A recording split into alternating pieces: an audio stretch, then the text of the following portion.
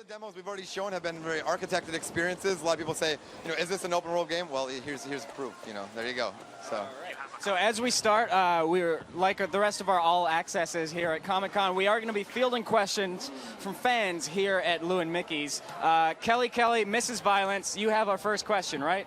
Yeah, I got my buddy Daniel here, and he's really excited about the extended series of the demo. So Daniel, what's your... Also to have a twist in terms of a more occidental, modern approach for everyone, which is The Departed, for example. So that's our main, the DNA of this game. And it's also inspired by real life activities because the team researched the triads, they went and talked to them, and they're inspired by real life stories that they heard. So, video game world reflecting the real world. That's correct. And so the dev team, like at UFG, based in Vancouver, they met some people who were really undercover cops. So they wanted to make it as authentic as possible. So let's talk about what we're seeing on screen here. We're just driving around Hong Kong because in open world fashion, you don't have to rush to the next objective, right? You can take your time. Yeah. Well, there's a lot of things to do in the game. We haven't really said like how many hours in the game, but kind of 40 plus. Obviously, this is open world, so you see a shiny in the corner, and you're like, I want to do that. But right now, we're heading off to the main mission, the Bam Bam Club, and after that, we'll start showing off some of the side quests in the game. Right now, he's driving really smooth, and I don't usually see people drive this smooth in these open world games. They're running into telephone poles, so it's nice that he's doing it well. I know that's how I play open world games. Right here, we have a lot of cinematics. A lot of actual famous Hollywood actors do this. Will Young Lee as Wei Shen. Other characters, other people. Chen, who is Jackie, one of his best friends in the game. We have like superstar like Emma Stone, for example. She's a.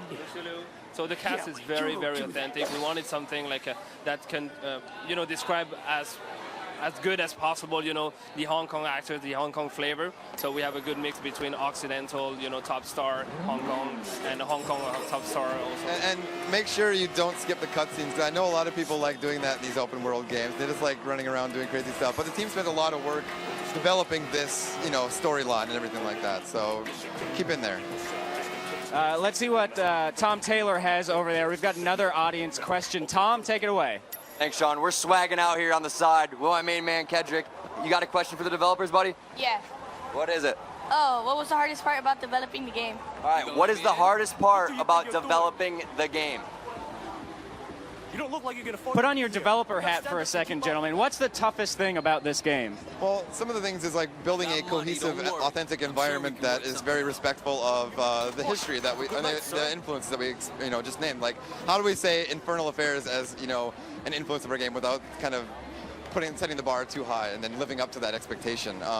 And also, open world games, they're known for, kind of having all these options for the player to do. How do you build a cohesive environment that's just doesn't feel like it's artificial and that actually feels like a living, breathing world, Yeah, totally. It's about also having the right content at the right moment just to keep up the pace, Usually, like, you can be very bored if you don't have enough things to do. And here, like, we really wanted to, the players to feel like the life of a thug. And you got to make sure you breadcrumb the player really well, because I know in a lot of the play tests we do, it's, sometimes people get, early in development, they kind of go off and they do their own thing, and they aren't involved in the main plot as much as we can. So you got to make sure that the player is interested in all that stuff continually. So let's jump back into describing what's happening on screen. It looks like what's the name of our main character again? Wei Shen. Wei Shen is, it looks like he might be about to have some fun, or perhaps not have some fun, depending on how the situation turns out. Well, in the game right now, there's a lot of different side quests you can do in these areas, such as like dating. You can do the karaoke, cockfighting. We're heading to the karaoke lounge, and you'll notice a lot of familiar songs in there. You know which one it's going to be? What's Benny like? Benny? You mean the manager? Yeah. I fought the laws on this demo, so it'll be really interesting to see how well we do with that one. And I did not provide the voiceover for that.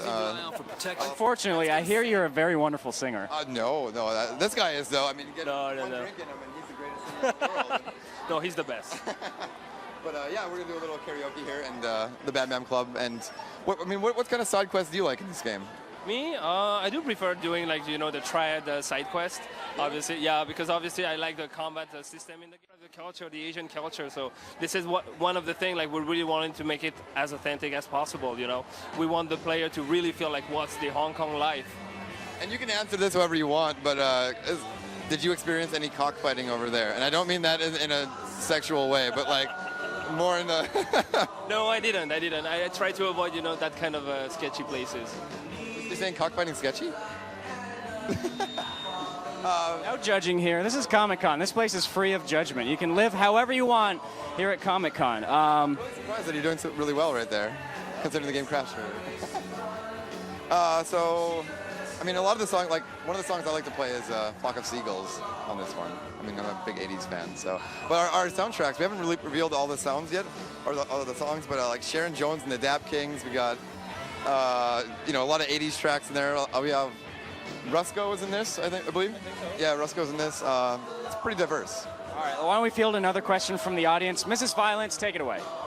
Thanks, guys. All right, I'm here with another little man named Khalil. He's awesome. He's allowed to play M-rated games, so this is awesome for him. All right, Khalil, what's your question?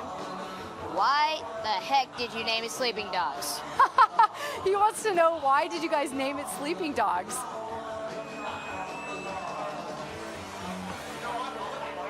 For that one, so. Well, the reason why is, usually, when you're among the dog, you try to avoid any, you're an undercover cop. You don't want to be catched by the triads because your life is between, on the verge of being dangerous sometimes. So saying sleeping dogs lie, right? Go ahead to the lounge upstairs. Somehow. I'll get the It just room worked set for up. some people, so yeah. And also it has a Tarantino type of flavor into it, because this game, even if it's serious, we wanted to make it fun. So this is some sort of inspiration for us too. So he's an undercover cop. He wants to let sleeping dogs lie. He's working with these criminals. He's not trying to bust them all at once. He has a bigger picture in mind, right? Yeah, he's going after the Dragon Head and do what.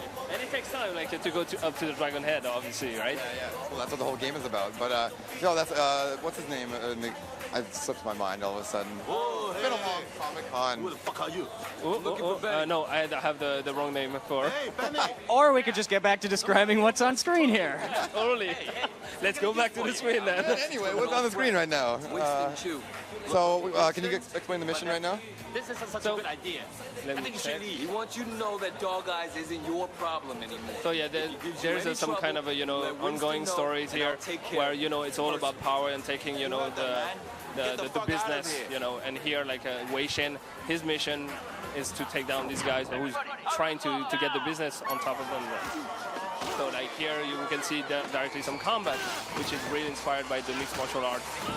And again, we've been working with GSP very closely with him. He went several times at the office with the developers to develop all the moves, making sure how it's going to be a good fight basically if he was fighting with 10 people against him. Pause for a moment here to field another question. T-Squared, take it away, buddy. Thanks, Sean. Dropping some serious Sleeping Dogs knowledge bombs over here. I got my main man, Kevin. He's got a sick question. What's the question, bro? Yeah. How has working with Square Enix influenced the development of the game? How is working with Square Enix affecting the development of the game? How has working with Square Enix affected the development of the game? I'm just going to throw an idea out there. I would like to see some Dragon Quest Easter eggs in there. I'm just throwing it out. Well, we did put that one in Deus Ex for Final Fantasy, but no, the extra time has, with Square Enix has certainly given the team at UFG more time to polish, really make this the AAA game that it kind of needs to be, and that it more representative of the story and the overall quality. You can see we're side by side with Hitman and Tomb Raider, so this is definitely a product that Square Enix wants to really build and bring the AAA out of it. I know you're in there. So on top of that, also Square Enix been launching Batman Arkham Asylum for the combat. We have the great expertise to make sure the combat is as good, or even more for this game. And also you've been launching also Just Cause 2, and so we have this kind of thorough knowledge of the open world and how we can make this game as good as possible. And also Dragon Quest Easter eggs. Obviously, but we can't say that. We can neither confirm nor deny, but it's fun being a part of the Square Enix family, right? And I just earned my paycheck, I hope. Great work, Kyle. Great work. So let's jump back to what's happening on screen here. It looks like he's in a little bit of a tough time. Yeah. Well, hopefully he doesn't screw up here or die or anything. But oh wait, check out the environmental takedowns here. This is one of the coolest ones. So there's a lot of environmental takedowns in the game, and really want to show them off as much as we can. This is a great part of the game for that. This is one of the many environments. You'll see this mission involved a couple times, the Bam Bam Club. It's a very prominent part of the game. The thing is, we're still banned from saying much about the story because we're keeping it close to our chest because we don't want to give away too many spoilers. That's the thing. So like, I want to talk more about what's happening in the game, but yeah, I mean, obviously we don't want to spoil the surprise for people. For sure, like here with the combat again, I mean, this is one of the core pillars. We have 3 core pillars here. We have the shooting also, and we have the driving. I mean, the driving is a fun arcade type of, driving experience. Most people have been working on a very good driving games. The shooting, we have a very decent third-person cover-based shooting system. So, and all of these 3 pillars work seamlessly. So you can switch with the other one in a very seamless way. You can tell he knows the marketing for this game, can't you? I know. I was waiting how long until we were going to get a core pillar drop there. We do have a marketing guy. I'm surprised you haven't mentioned the release date yet. When is it? Oh, the release date is going to be the 14th of August. North America, yeah. Let's throw it to another question over there. Tom Taylor, what do you got? All right, so we're still hanging out here. I got my man Chris.